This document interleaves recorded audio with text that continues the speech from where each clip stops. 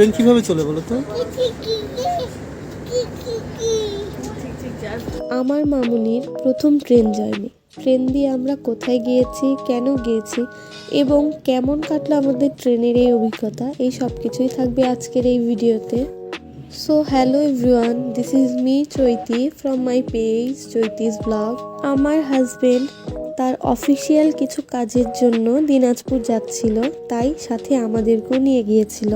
দিনাজপুরে আমরা ট্রেন দিয়ে যাব, তাই আমরা সকাল সকাল বের হয়ে গিয়েছি স্টেশনে যাওয়ার জন্য। স্টেশনে এসেই আমরা দুইজনে দুইটা কফি খেয়ে নিলাম। আর ওইদিকে আমার পাখি এই চিপা দিয়ে বারবার বের হয়ে যেতে চাচ্ছিল। এই কাজটা সে অনেকবার করেছে, অবশেষে সে বের হতে পেরেছে এবং বের হয়েই দুষ্টুমি শুরু করে দিয়েছে। ট্রেন ছাড়ার প্রায় 1 ঘন্টা আগে আমরা স্টেশন পৌঁছে গিয়েছিলাম। আজকের জার্নিটা আমরা একতা এক্সপ্রেসে করব। এখন আমরা ট্রেনে উঠব, তাই আমার কাকা এসেছিল লাগেজ একটু উঠিয়ে দেওয়ার জন্য। ট্রেনে বসার প্রায় আধা ঘন্টা পরে ট্রেন ছেড়েছিল।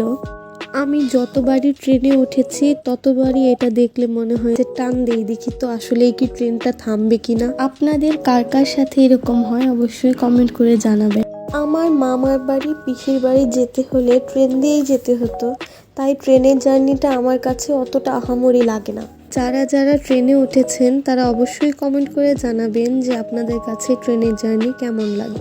অনেক সকালে বের হওয়ার কারণে নাস্তা করতে পারিনি, তাই এখানে কিছু টুকটাক নাস্তা করে নিয়েছি। 4 থেকে 5 ঘন্টা পর আমরা যমুনা সেতুতে পৌঁছে গিয়েছিলাম। যমুনা সেতুতে উঠতে না উঠতেই আমার পাখি পুরো ঘুমিয়ে যায়।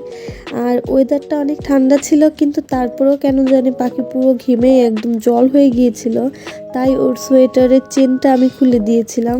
নর্মালি একতা এক্সপ্রেস দিয়ে দিনাজপুর যেতে হলে প্রায় 12 ঘন্টা সময় লাগে, কিন্তু যেহেতু ওই দিন ট্রেনটা প্রায় 1 ঘন্টা লেট ছিল, তাই আমাদের দিনাজপুর স্টেশন পৌঁছাতে প্রায় 13 ঘন্টা লেগেছে। এই 13 ঘন্টার সময়টা আমরা সিটে বসেই কাটিয়েছি, তাই আমাদের আশেপাশে সবার সাথে একটা ভালো বন্ডিং তৈরি হয়। আর যেহেতু আমার পাখি ছোট, তাই সবাই ওকে আদর করছিল। এই যে 2টা বাচ্চা দেখতে পাচ্ছেন, ওরা আমাদের পেছনে সিটে বসেছিল এবং আমার পাখিকে অনেক আদর করছিল। আমাদের আশেপাশের লোকজনেরা খুবই ভালো ছিল এবং সবাই আমার পাখিকে খুব আদর করছিল, যার কারণে আমার পাখি মোটেও বোর হয়নি, হয়তোবা ও অনেক বোর হয়ে যেত এবং কান্নাকাটি শুরু করতো। এই জিনিসটা আমার কাছে খুবই ফানি লেগেছে, তাই একটু শেয়ার করে নিলাম। আমাদের এই ট্যুরটা আমরা ডিসেম্বরে দিয়েছিলাম। ডিসেম্বর মানে শীতের সময়, কিন্তু আমার পাখি পুরো ঘেমে জল হয়ে গিয়েছিল, যার কারণে ওর সোয়েটারটা পুরো খুলে দিতে হয়েছিল।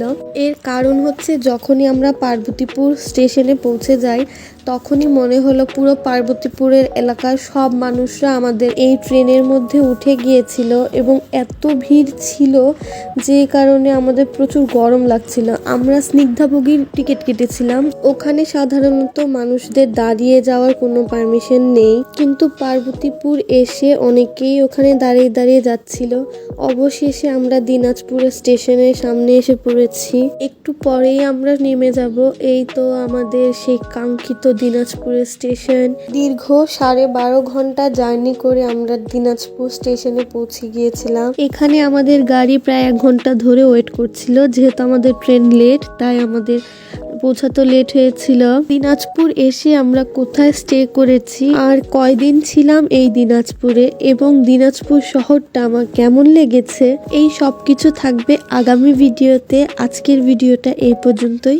আশা করি সবাই ভালো থাকবেন, সুস্থ থাকবেন এবং আমাদের পাশে থাকবেন। Thanks for watching.